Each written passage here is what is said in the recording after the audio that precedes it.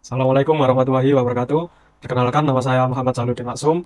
NIM saya 0545094406, mahasiswa Universitas Terbuka UPBJJ UT Surabaya. Pada video kali ini saya akan mempresentasikan hasil tugas praktikum 3 mata kuliah pemrograman berbasis web, yaitu implementasi aplikasi sistem pemesanan bahan ajar menggunakan framework Vue.js. Pada aplikasi ini saya menerapkan konsep Vue Component, Template, Data Binding, Conditional Rendering, Computed Property, Method, Watcher, Event Handling, From Validation, serta pengolahan data array. Yang pertama adalah arsitektur dan struktur project. Struktur project menggunakan Fitted sehingga seluruh source code berada dalam folder RSC. Folder RSC ini berisi ada folder aset, komponen, dan juga service. Folder komponen ini berisi seluruh data Vue komponen, dan juga folder service berisi komunikasi antar data. Di sini ada api.cs dan folder aset berisi CSS. Yang selanjutnya adalah Vue komponen. Pada Vue komponen ini berisi app modal.vue, lalu order form.vue, stock table, status bid, dan DO tracking. Pada aplikasi ini saya menggunakan konsep reusable komponen, yakni setiap fitur dipisah menjadi komponen yang berbeda sehingga kode menjadi rapi dan mudah untuk dipelihara. Selanjutnya adalah Vue template.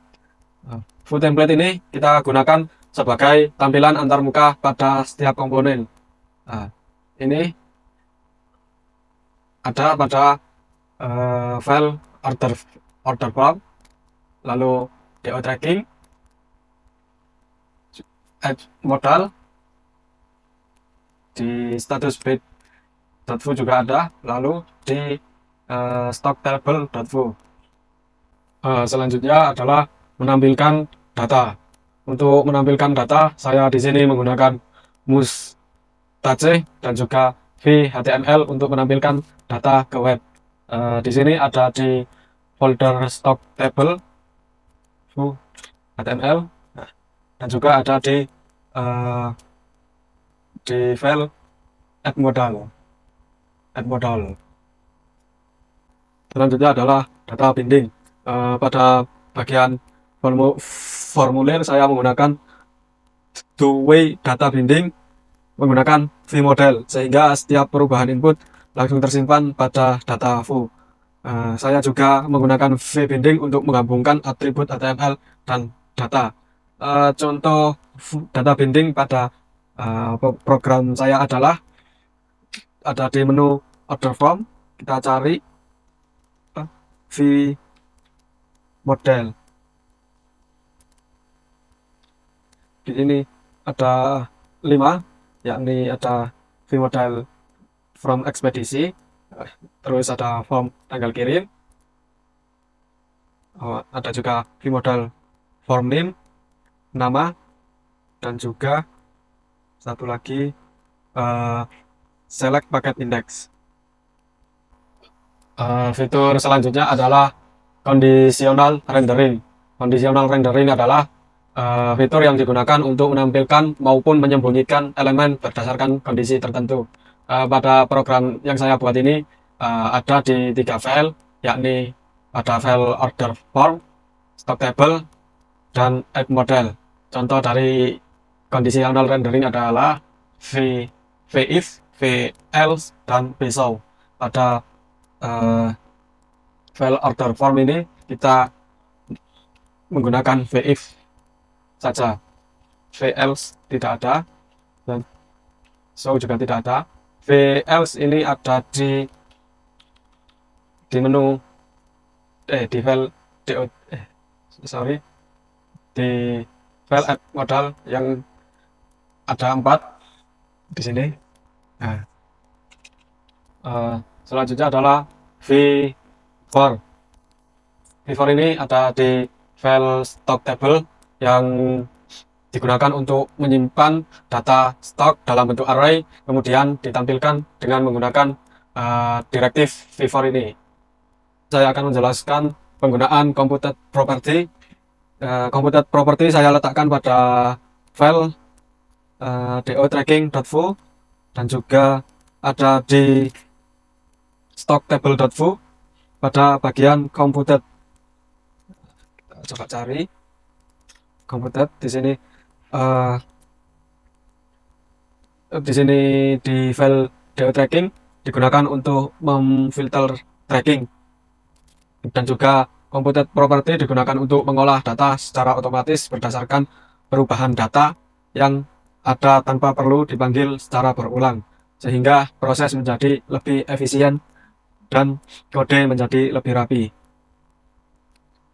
Selain pada file do-tracking, saya menggunakan computed juga di file order from, terus di status batch.foo, lalu di stocktable.foo. Berikutnya adalah method.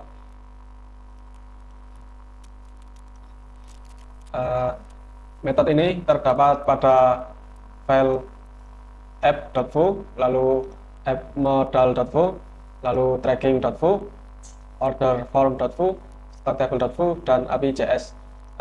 Masing-masing memiliki peran sendiri-sendiri. Misalnya pada app.foo ini digunakan untuk load data, lalu pada appmodal ini untuk open detail, lalu pada tracking.do ini digunakan untuk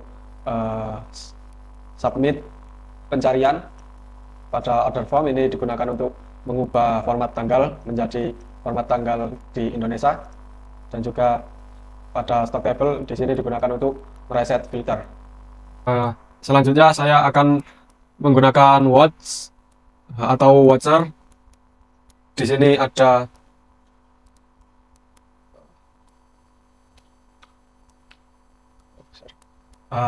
watch di sini ada pada 3 file, yakni di do-tracking, order, dan juga stocktable. Watch ini digunakan untuk memantau perubahan data secara otomatis, misalnya ketika pengguna mengubah data pada formulir atau mengetik kata kunci pencarian, sehingga aplikasi dapat langsung memberikan respon tanpa perlu melakukan refresh halaman. Di sini pada file do-tracking, watch-nya adalah search query, lalu order from, di sini from.name, lalu pada stocktable adalah di filter ubBJJ. For validasi form, di sini kita menggunakan order form.foo, menggunakan computed is for valid dan beberapa pengecekan data input. Validasi ini bertujuan untuk memastikan seluruh data yang wajib diisi telah lengkap sebelum proses penyimpanan dilakukan, sehingga dapat meminimalisir kesalahan input dari pengguna. Yang selanjutnya adalah kita akan demo hasil dari codingan kita start terminal. Karena saya sudah menginstal npm, jadi langsung saja kita jalankan npm run dev.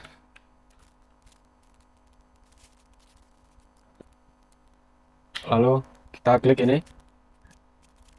masuk ke localhost, atau kita copy saja.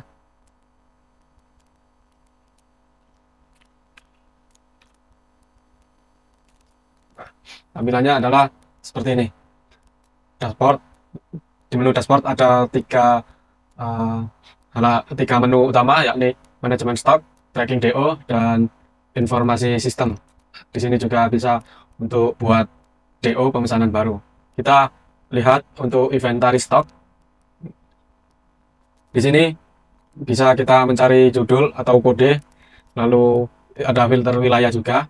Misalnya kita pilih Jakarta, maka hanya mata kuliah yang tersedia di UPPJJ Jakarta yang akan ditampilkan. Begitu juga dengan Surabaya, Makassar, Padang, dan Denpasar. Lalu kalau semua wilayah, otomatis filternya akan berubah-ubah. Misalnya Jakarta muncul kategori, karena akuntansi dan manajemen ini wajib, maka muncul keduanya. Lalu ada urutkan berdasarkan, misalnya kita urutkan berdasarkan harga tertinggi. Nah, ini juga apa filternya bekerja.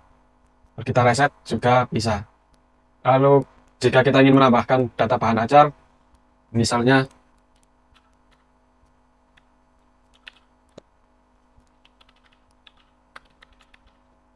kita pilih kategori pilihan Surabaya, lokasi raknya kita buat harganya misalnya 50.000, jumlah stoknya 30, safety stoknya kita buat 5.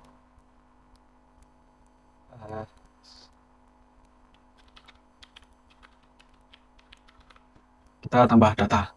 Nah, di sini juga sudah muncul, misalnya kita filter untuk BCC Surabaya sudah muncul 2 mata kuliah. Untuk kategorinya yang pilihan ada dan praktikum juga ada. Ini menyesuaikan dengan kategori apa saja yang ada pada wilayah UB-BCC tersebut. Selanjutnya adalah kita ke menu tracking DO atau tracking delivery order. Nah, ini kita bisa ngedit, misalnya ini kan dalam perjalanan, kita misalnya kita ubah dari dalam perjalanan menjadi terkirim. Kita masukkan juga statusnya.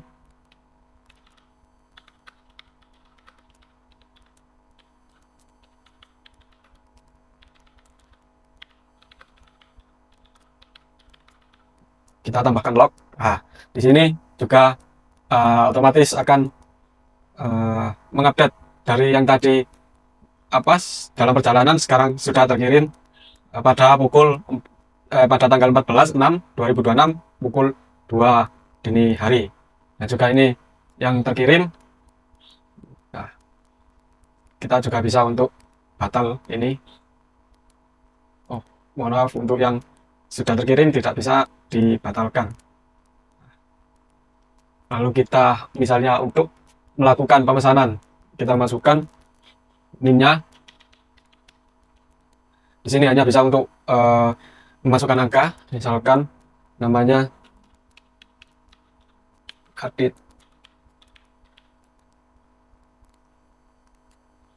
Jika kita milih IPA dasar, maka harga paketnya adalah 140.000.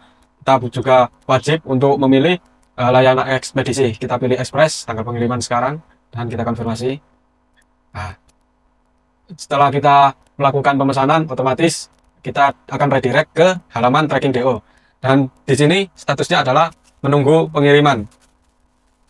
Di sini kalau kita batal, tidak bisa, mohon maaf. Menunggu pengiriman, kita coba transit Google.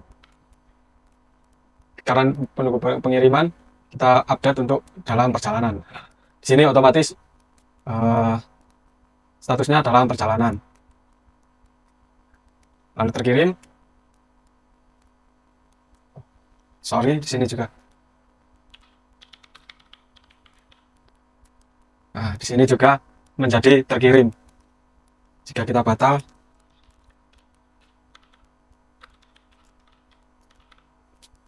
nah, kalau batal di sini juga muncul paket kita dibatalkan.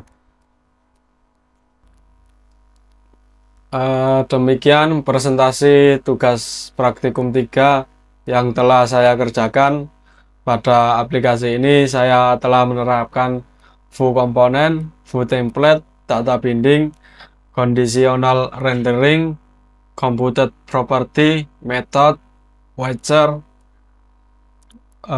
lalu event handler, validasi form, serta pengolahan array menggunakan directive vivort. Terima kasih atas perhatian. Wassalamualaikum warahmatullahi wabarakatuh.